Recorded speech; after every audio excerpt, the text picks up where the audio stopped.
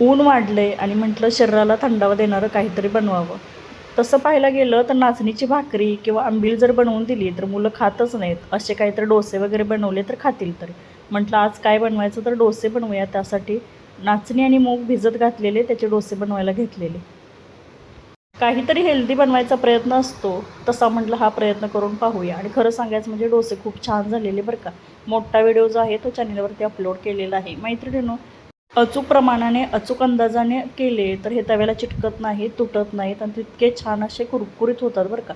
Crispy डोसे असतील तर मुले आवडीने खातात आणि वरून साजूक तूप लावून असे बनवलेले आहेत. तुपाऐवजी लोण्याचा वापर केला तरी चालेल. मैत्रिणींनो, चवीला छान लागतात. एखादी भाजी असेल किंवा तुम्ही खोबऱ्याची चटणी कशासोबतही खाऊ शकता.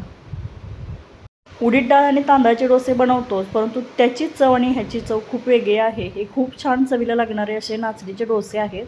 तुम्ही कधी बनवले नसतील ना तर माझ्या पद्धतीने नक्की बनवा आणि चॅनेलवरती जर नवीन असाल तर जाता जाता सबस्क्राईब नक्की करा.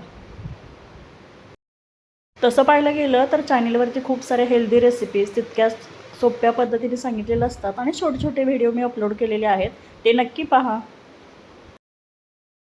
बनवलेले डोसे आवडले असतील तर लाईक करा, शेअर करा, सबस्क्राईब करा.